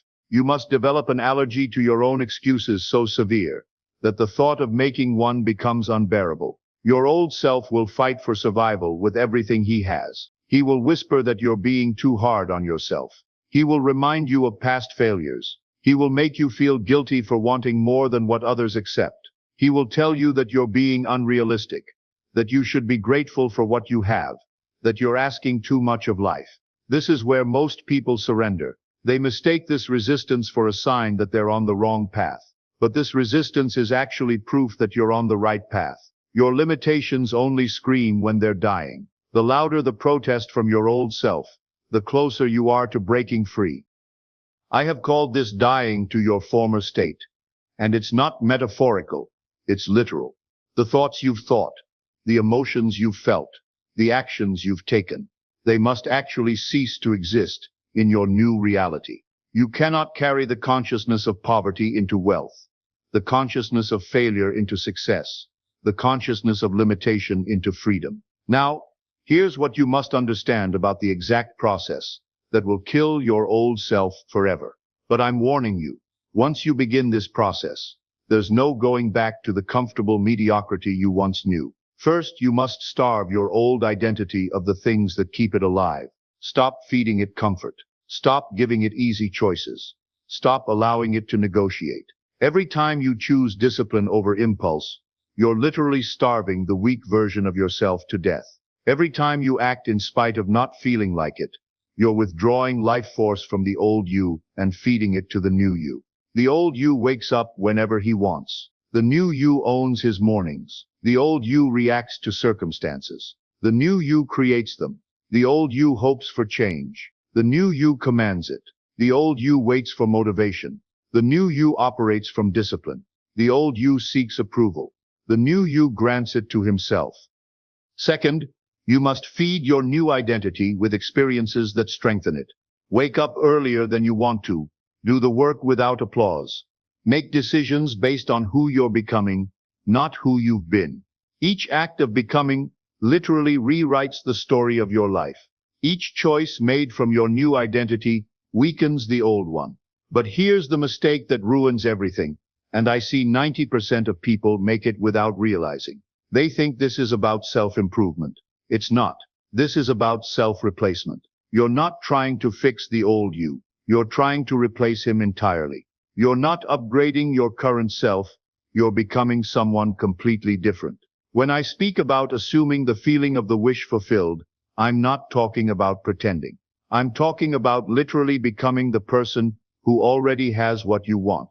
That person thinks differently, acts differently, chooses differently. That person has different standards, different expectations, different non-negotiables. You cannot patch up your old identity with new habits and expect transformation. You cannot put new wine in old wineskins. The entire foundation must be rebuilt. The entire structure must be replaced. The entire consciousness must be renewed. This means questioning everything. The old version of you called normal, because normal is the enemy of exceptional. Normal is the cage that keeps eagles walking on the ground. Normal is the graveyard where potential goes to die. The version of you that hits the snooze button, that avoids responsibility, that scrolls instead of builds. He is not your friend. He is your captor. And here's exactly how you know the transformation is working. These are the signs your old self is finally dying. You'll stop seeking approval for your decisions, because you'll approve of yourself. You'll stop explaining your choices to people who wouldn't make them. You'll become comfortable disappointing others, if it means staying true to your vision. Your standards will become so high that your old habits literally cannot survive in their presence. Like trying to breathe underwater, they simply cannot exist in your new environment. The thoughts that once seemed natural will feel foreign. The actions that once seemed normal will feel impossible. People will notice something different about you, but they won't be able to name it. That's because you're no longer carrying the energy of who you used to be. You're embodying the frequency of who you've chosen to become. Your posture changes. Your voice changes. Your presence changes. Everything about you reflects the new identity you've assumed. This is what I mean by walking in the assumption. You don't hope to become great. You assume you already are, and let your actions align with that assumption. You don't try to build confidence. You assume you're already confident and act accordingly. You don't work towards success. You assume you're already successful and make choices from that state. But let me tell you about the final test that determines whether you'll actually succeed or just become another person who tried and failed. The final test comes when your old self makes his last desperate attempt to survive. When you're tired, when you're alone, when no one is watching, that's when he'll offer you the comfort of going back to who you were. He'll remind you how much easier it was before. He'll tell you that you're working too hard, that you deserve a break, that you've already changed enough. He'll paint a picture of the simple life you could have if you just stopped pushing yourself so hard. This is his final seduction, his last chance to reclaim control. This is the moment that separates those who transform from those who just talk about transformation. Will you choose the familiar pain of staying the same, or the unfamiliar discomfort of becoming new? Will you honor the comfort of your old identity, or will you honor the vision of who you're meant to be? Because let me tell you something that will change everything for you. Your future self is already real. He exists in the realm of possibility, waiting for you to claim him through your choices. Every moment you delay is a moment he remains trapped, while your old self continues to rule your life. Every day you postpone the death of your limitations is another day your potential suffocates. The war isn't between you and the world. The war is between who you were and who you're meant to be.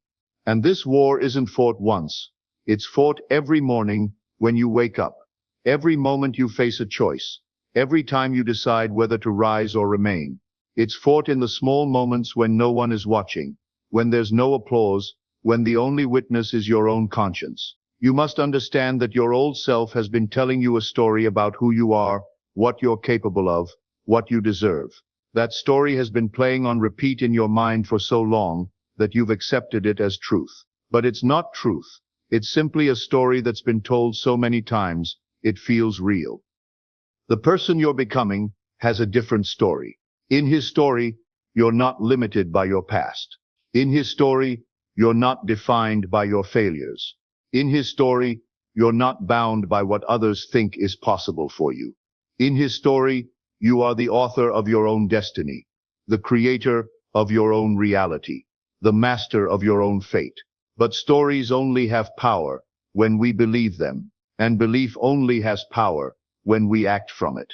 You must begin to act from the story of who you're becoming, not from the story of who you've been. You must make choices that align with your new identity, not your old one. This requires a level of faith that most people are unwilling to exercise. Faith in the unseen, faith in the untested, faith in the version of yourself that exists only in potential. You must be willing to disappoint the person you've been in order to become the person you're meant to be. Every great transformation in history has required someone to die to their former state and be reborn into a new one. The caterpillar must die for the butterfly to emerge. The seed must die for the tree to grow. The old you must die for the new you to live. This death is not physical, but it is absolute. It means that the thoughts you've thought, the emotions you've felt, the patterns you've followed, they must cease to exist in your new reality. You cannot carry the consciousness of failure into success. You cannot carry the vibration of poverty into wealth.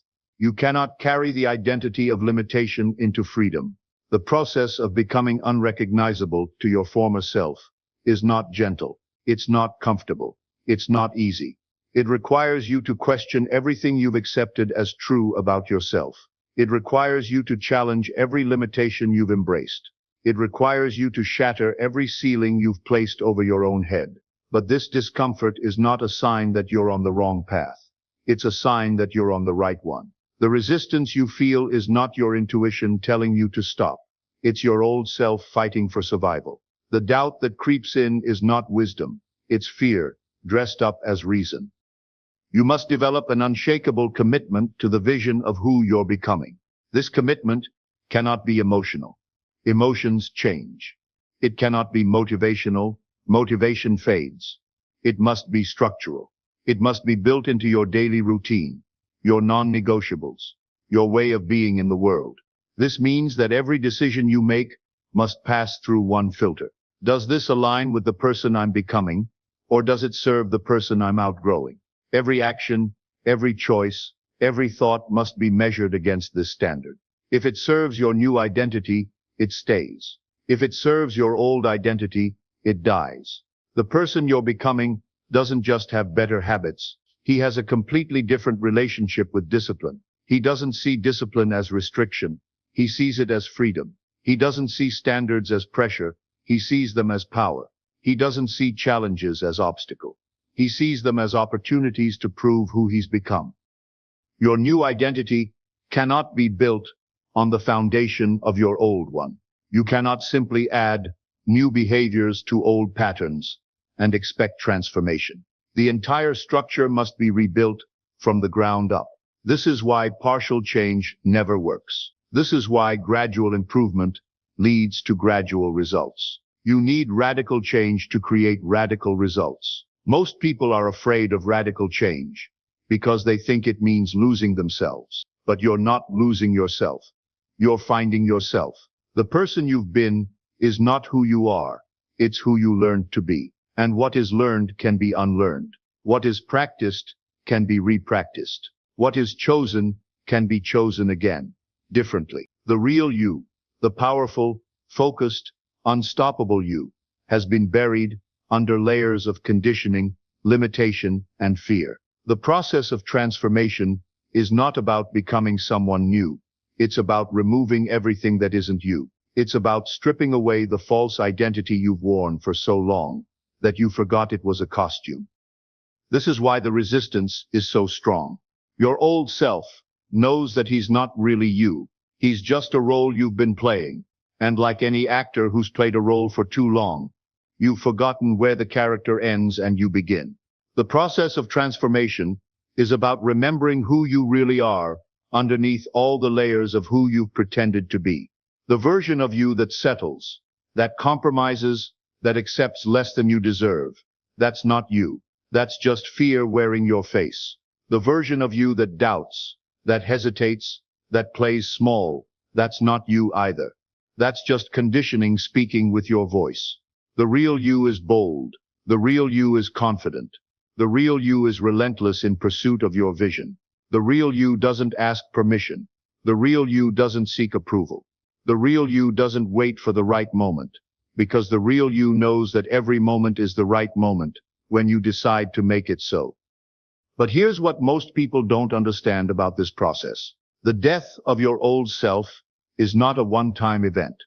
It's a daily practice. Every morning, you must choose to kill the person you were yesterday and become the person you're meant to be today. Every moment, you must choose to act from your new identity rather than your old one. This is why consistency is so crucial. Not because habits are important, but because identity is formed through repetition. Every time you act in alignment with your new identity, you strengthen it. Every time you act from your old identity, you resurrect it.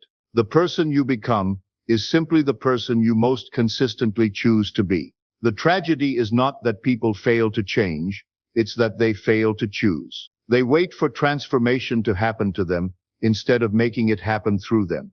They hope for a different life while continuing to live the same way. They dream of a new identity while feeding the old one. But you're different. You're listening to these words because something inside you knows it's time. Time to stop negotiating with your limitations.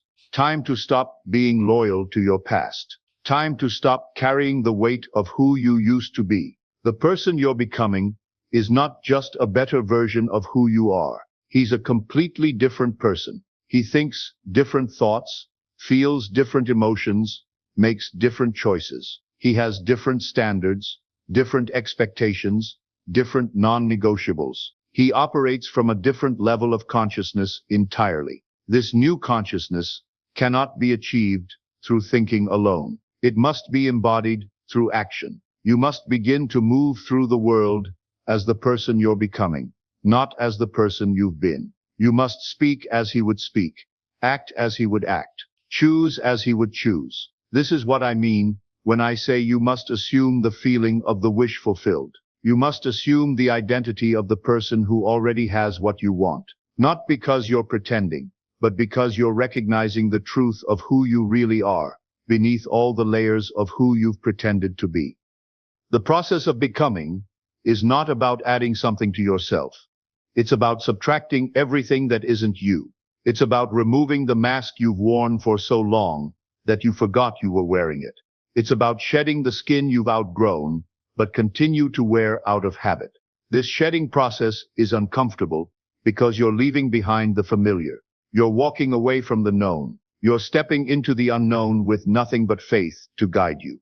But this faith is not blind. It's based on the absolute certainty that who you're becoming is who you've always been meant to be. The resistance you feel is not from your true self. It's from the false self that's been in control for too long. Your true self wants to emerge. Your true self wants to express itself. Your true self wants to create the life you've always dreamed of. The only thing standing in the way is the false self that's afraid of losing control. But control is an illusion. The old you was never in control. He was simply reacting to circumstances, responding to conditions, living at the mercy of external events. The new you doesn't seek control. He exercises power. He doesn't react to circumstances. He creates them. He doesn't respond to conditions. He establishes them. This is the difference between living from the outside in and living from the inside out. The old you lived from the outside in, letting external circumstances dictate internal states.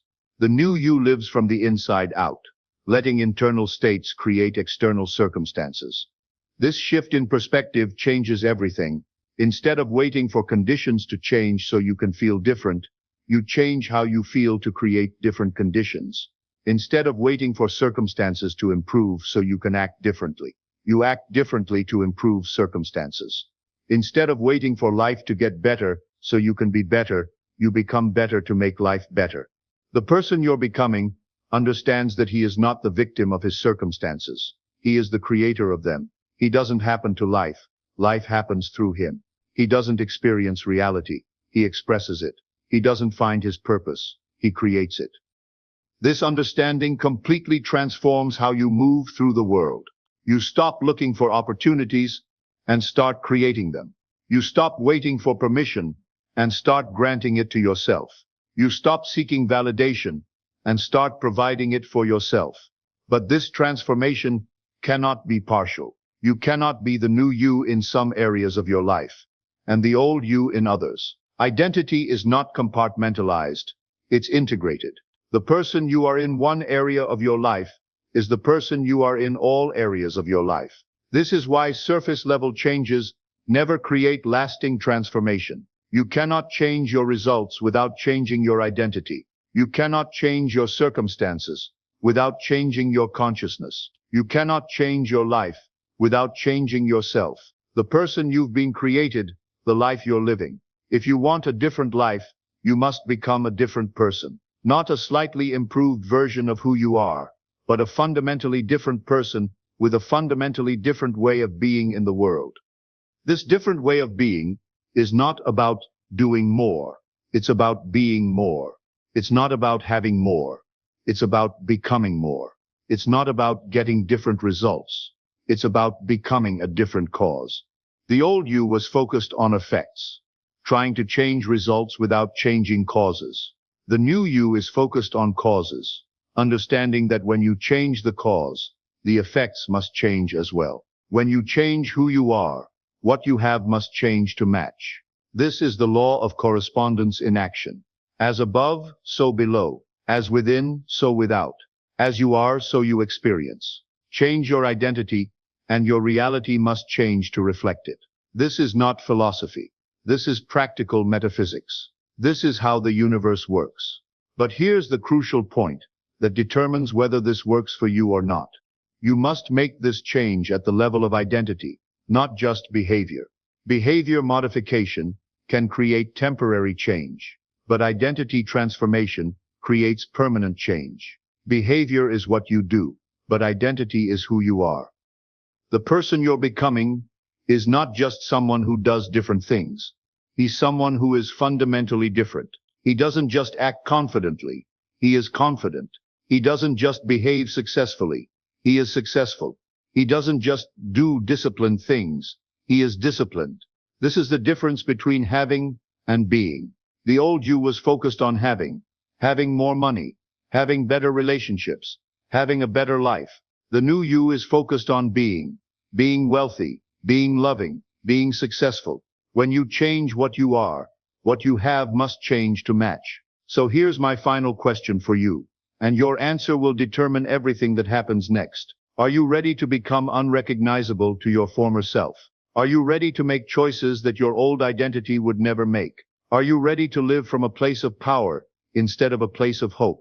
Because if you are, then everything changes starting now. Not tomorrow, not when you feel ready, not when circumstances align. Now, the person you're capable of becoming is not a future possibility. He's a present choice. And that choice made consistently, becomes your new reality. Your old self had his time. He served a purpose. He got you to where you are. But where you are is not where you're going. Where you're going requires someone new, someone stronger, someone who's not afraid to claim what's his, someone who's not willing to settle for less than everything he's capable of. The question isn't whether you can change. The question is whether you will. Whether you'll finally stop being loyal to the limitations that have kept you small and start being faithful to the vision that calls you forward. Whether you'll finally kill the version of yourself that's been killing your dreams. If this message has awakened something in you, if you feel that shift happening inside as you hear these words, then you're ready. You're ready to stop being a victim of your past and start being the architect of your future. You're ready to stop reacting to your life and start creating it. You're ready to stop hoping for change and start commanding it. The death of your former self is not a loss. It's a liberation. It's not an ending. It's a beginning. It's not a tragedy. It's a triumph. Because in his death, you are reborn. In his absence, you are present. In his weakness, you find your strength. The transformation begins now. The old you dies now. The new you is born now. Not gradually, not eventually, not someday. Now. This is your moment. This is your time. This is your opportunity to finally become who you've always been meant to be. The only question remaining is this: will you take it?